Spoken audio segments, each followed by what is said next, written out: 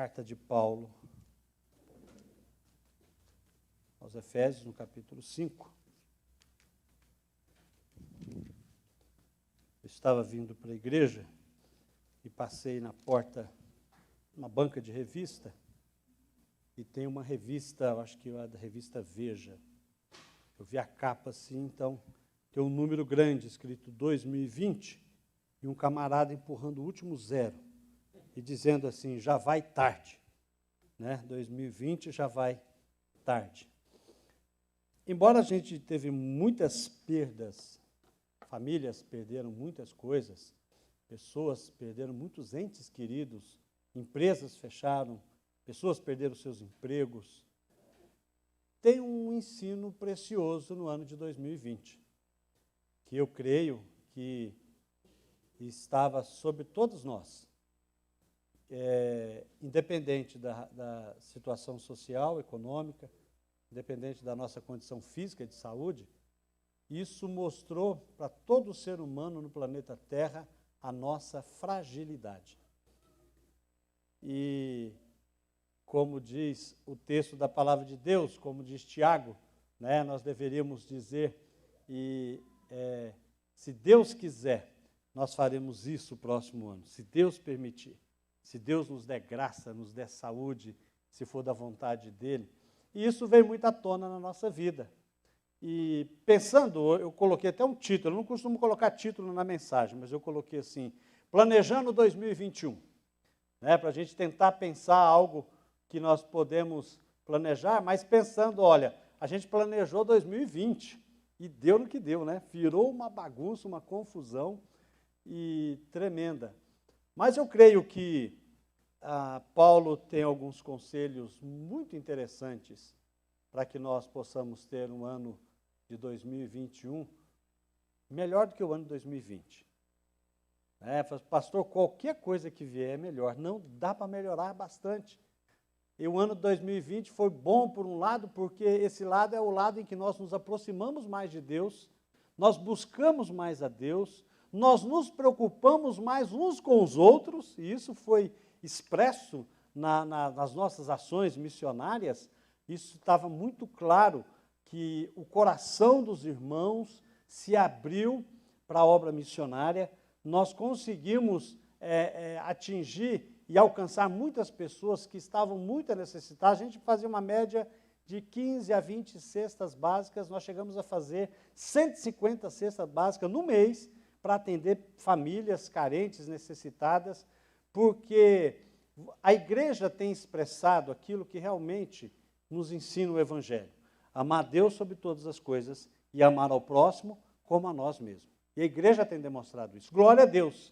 Louvado seja o nome do Senhor por isso. E o texto que eu gostaria de ler com os irmãos, de Efésios capítulo 5, o verso 15 ao verso 17, que diz assim, tenham cuidado com a maneira como vocês vivem, que não seja como insensatos, mas como sábios, aproveitando ao máximo toda oportunidade, porque os dias são maus.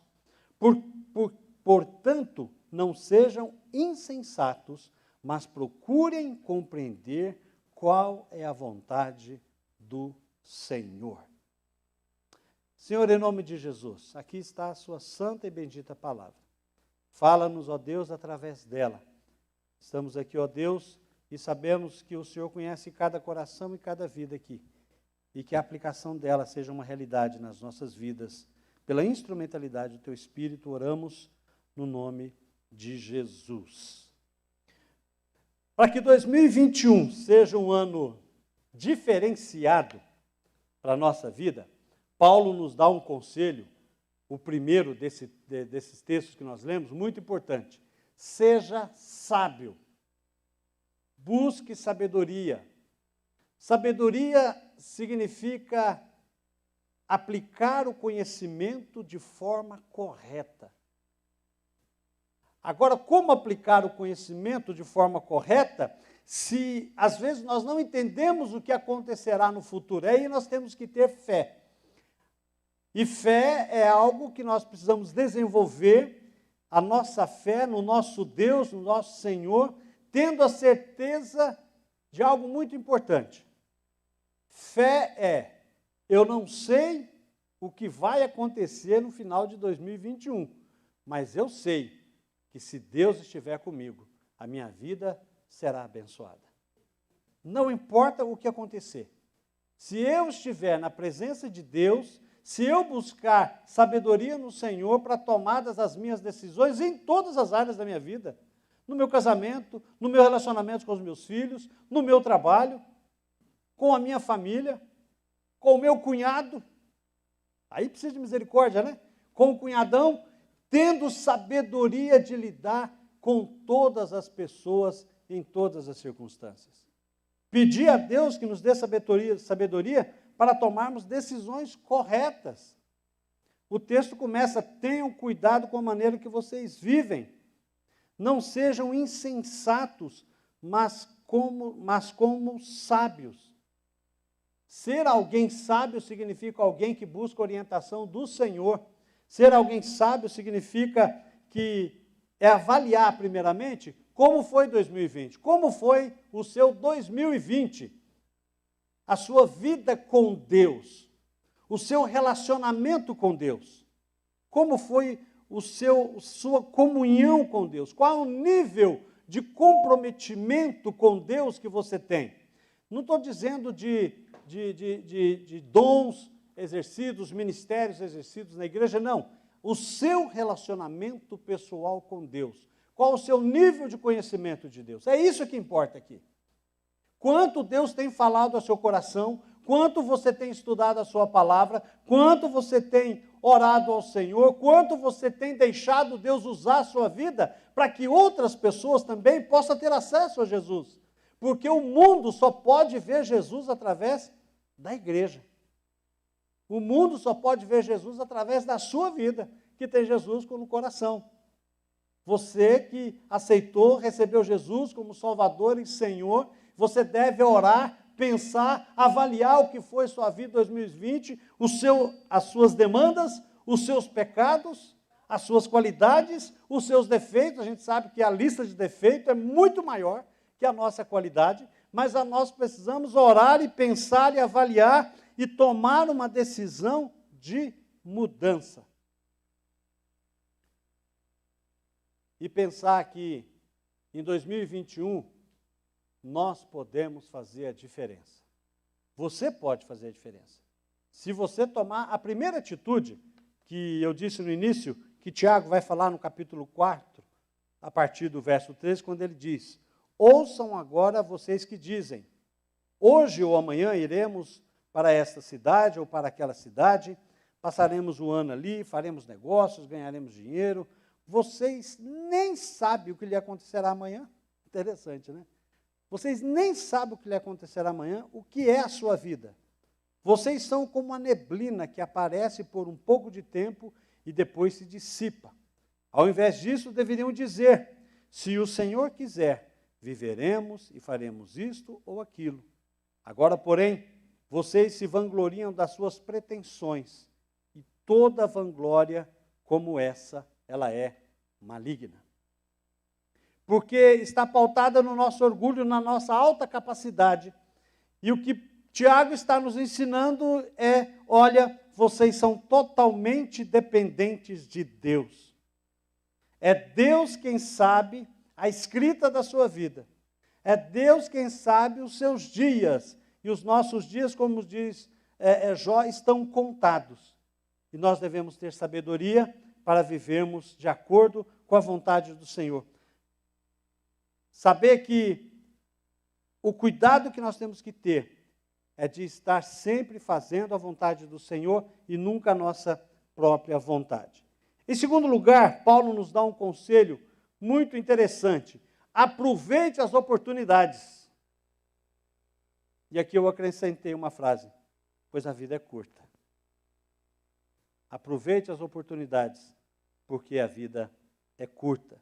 E o salmista vai dizer no Salmo 39, verso 4, assim: mostra-me, Senhor, o fim da minha vida e os números dos meus dias, para que eu saiba quão frágil eu sou. Aproveitar o máximo cada oportunidade. Isso no latim significa em direção ao porto. Significa aproveitar o vento e a maré que está passando para que você possa chegar num porto seguro. Aqui traz para nós uma ideia de planejamento. Aproveitar as oportunidades para que nós possamos, como diz um pensador brasileiro, ele disse uma vez, não sei se a frase é dele, mas ele diz assim: a vida é curta para ser pequena. E realmente a nossa vida é curta. O que é a nossa vida perto da eternidade de Deus? Não é nada. É um suspiro. E quando Paulo está nos orientando a ter uma vida, a aproveitar as oportunidades, significa que, embora a nossa vida seja curta, ela pode ser grande, no sentido das nossas ações, no sentido de aproveitar as oportunidades. A melhor e maior oportunidade que eu e você temos hoje é estar no centro da vontade de Deus. Essa é a melhor decisão que nós podemos ter, e é a oportunidade que nos é dada hoje. É a oportunidade que nos é dada agora. Buscar a presença de Deus, conhecer mais a Deus, dizer ao Senhor: Senhor, qual é a tua vontade? Porque quando eu sei e eu descubro qual a vontade do Senhor, o que o Senhor quer de mim, é mais fácil eu tomar as minhas decisões. Eu sei para onde eu vou. Porque para quem não sabe aonde vai, como diz, qualquer andar serve. O camarada entrou no elevador e o acionista falou: qual andar? Falei: qualquer um, eu errei o prédio mesmo, então qualquer lugar serve para mim. E nós precisamos, então, aproveitar as oportunidades que nós temos, buscar ao Senhor e dizer: Senhor, mostra o que o Senhor quer que eu faça. E isso não só na vida espiritual, em toda a nossa vida. Eu tenho dificuldade de separar a vida espiritual das demais vidas, porque nós somos um ser completo. Não posso tomar uma decisão com Deus e tomar uma decisão à parte no meu trabalho. Isso não pode separar. Eu não posso tomar uma decisão de servir a Deus e tomar uma decisão de não ser fiel à minha esposa. Ora, qual a coerência disso? Né? Nós temos que nos dedicar ao Senhor de forma completa, inteira, como o Senhor se dedicou a nós de forma completa e inteira.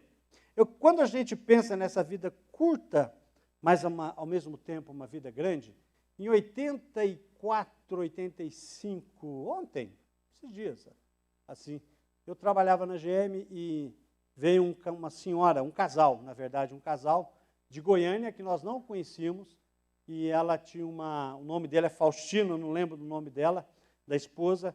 Eles tiveram uma criança, uma menina com síndrome de Down, pequenininha, desse tamanhozinho, cabia numa caixa de sapato, para quem veste, quem calça 38. Ela era bem pequenininha.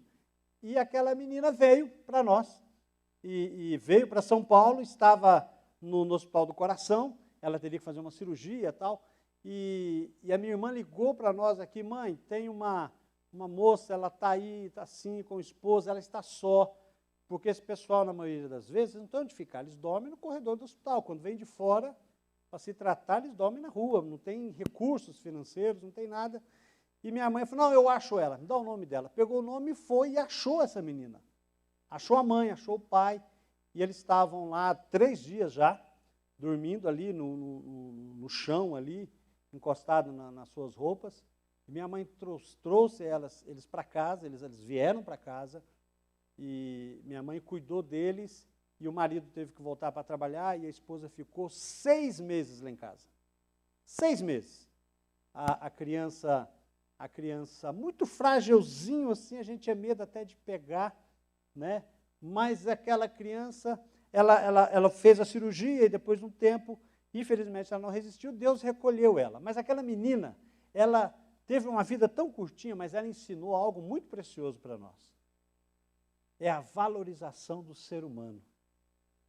É o amor, que às vezes nós estávamos todo mundo adulto ali, cada um trabalhando, cuidando da sua vida, e a gente estava muito assim, né, querendo ganhar dinheiro e tal, e a nossa atenção foi voltada para uma vida pequena e que nos encheu de amor na nossa casa.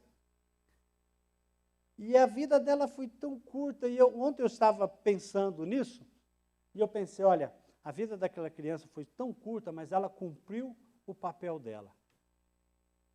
Ela cumpriu o papel, porque ela me ensinou que para a nossa vida ser grande, nós precisamos ser inocentes à presença do Senhor.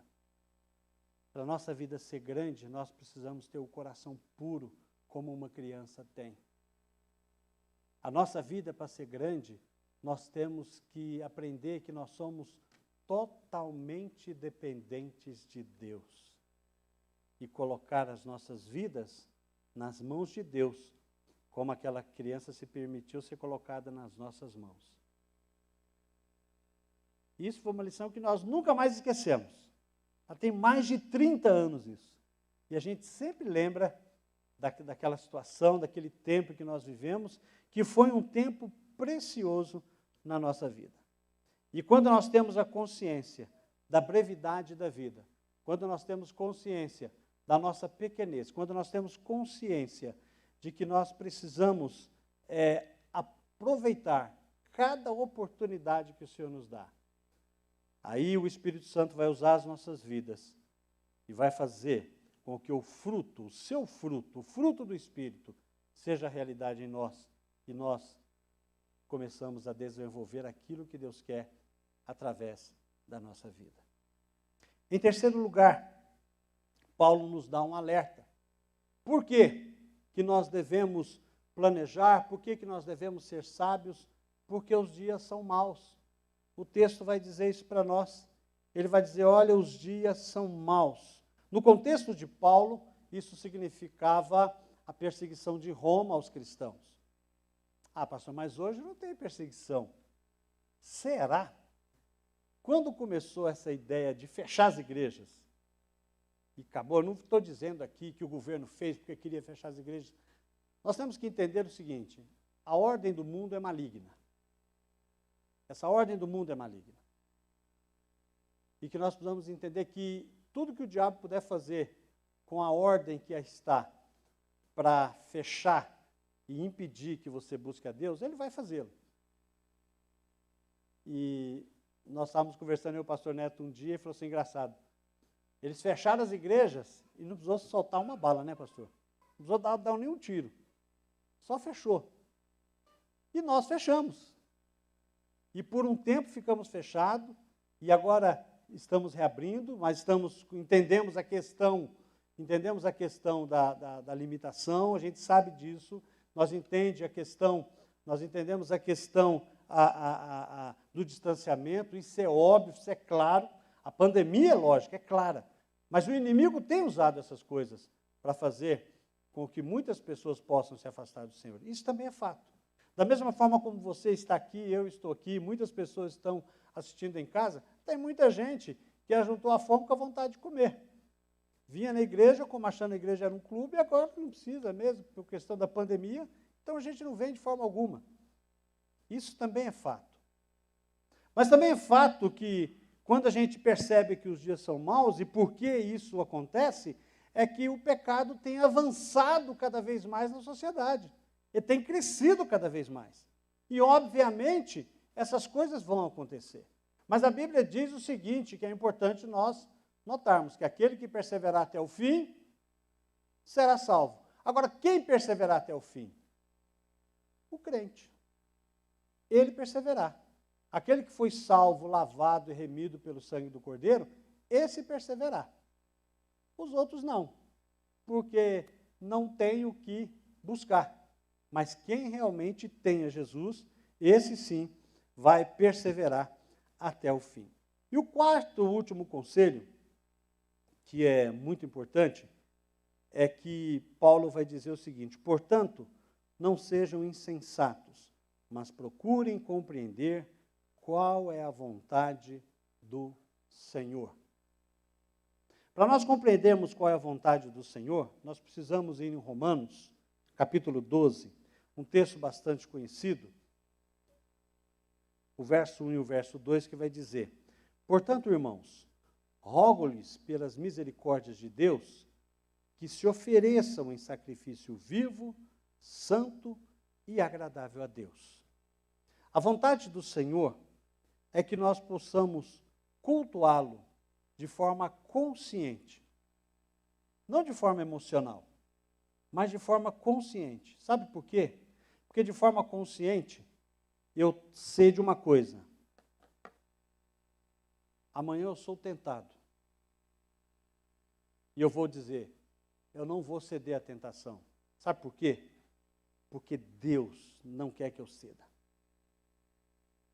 Isso é cultuar a Deus. Cultuar a Deus não é só esse momento que nós temos aqui. Cultuar a Deus, como o pastor Neto fala, no culto não termina aqui. Ele continua na segunda, na terça, na quarta, na quinta, na sexta, na nossa vida, porque cultuar a Deus é cada vez que eu digo não ao pecado. Eu estou cultuando a Deus. Eu estou adorando a Deus. Eu estou tomando uma decisão de não ceder às minhas paixões. Mas ele vai dizer também que este é o culto racional de vocês. Não se amoldem ao padrão deste mundo, mas transformem-se pela renovação da sua mente. Significa ter a minha mente transformada a cada dia, com os conceitos da palavra de Deus, com as convicções da doutrina da palavra de Deus, que é ensinada através das escolas bíblicas dominicais, através dos pequenos grupos, através do culto, em que eu aprendo a servir a Deus e buscar a vontade do Senhor dia a dia. E aí ter a minha mente transformada, sabendo que eu não serei mais, então, engodado, enrolado, ou serei atraído para o mundo de pecado, porque a minha mente, a minha consciência está convicta de qual a vontade do Senhor. A vontade do Senhor só pode vir à minha vida, ao meu coração e à minha mente, a partir do momento em que eu permito que o Espírito renove a minha mente. Só assim eu posso conhecer qual a vontade do Senhor. E nós sabemos que a vontade do Senhor, ela é boa, agradável e perfeita. E à medida em que nós avançamos na nossa vida, no ano de 2021, sabemos que Deus tem bons propósitos para nós. Sabemos que Deus vai nos abençoar. Sabemos que Deus vai cuidar de cada um de nós. Pastor, e se eu pegar Covid? Vamos orar a Deus. Pastor, e se eu morrer? Glória a Deus, você vai para o céu. Essa é a vida do crente. O viver é Cristo. E se eu morrer, eu estou no lucro. Não é assim que nós aprendemos? E é assim que nós temos que viver. Não estou dizendo que é algo fácil, mas é algo que nós precisamos nos preparar. Se não for Covid, vai ser outra coisa. Mas ninguém vai ficar para a semente, a não ser que Jesus volte hoje. Glória a Deus ainda. Melhor ainda. Mas o importante é nós termos consciência de que nós precisamos, para 2021, ter a sabedoria de Deus, aproveitar as oportunidades que Deus nos dá e compreender qual é a vontade do Senhor para as nossas vidas. Que Deus nos abençoe e que nós possamos, de uma forma clara, consciente e disciplinada e perseverante, buscar conhecer qual é a vontade do Senhor, porque sabemos que eu não sei como será 2021, mas se a minha vida estiver na presença do Senhor, ela vai ser bênção, e a sua também. Amém? Que Deus nos abençoe através da sua palavra. Vamos orar a Deus? Feche seus olhos, eu gostaria de orar com você por um momento. Pai, em nome de Jesus, nós queremos louvar o teu nome, agradecê-lo pela tua palavra que é viva, poderosa e eficaz. Nos abençoa, Senhor. Tenha misericórdia da nossa vida, que o nosso coração esteja sempre na tua presença, buscando conhecer qual a tua vontade. Nos dê sabedoria, ó Deus, para as decisões que nós temos que tomar. E que 2021 seja muito melhor que 2020, a começar pela nossa comunhão contigo. É o que nós oramos e agradecemos no precioso nome de Jesus. Amém. Que Deus abençoe, meus irmãos. Que a graça de Jesus Cristo, Deus Filho, que o amor de Deus o Pai, que a comunhão de Deus Espírito Santo sejam renovadas sobre toda a igreja espalhada na face da terra, sobre esta igreja, sobre cada família aqui representada, cada vida que está presencialmente ou no seu lar, hoje e sempre. Amém.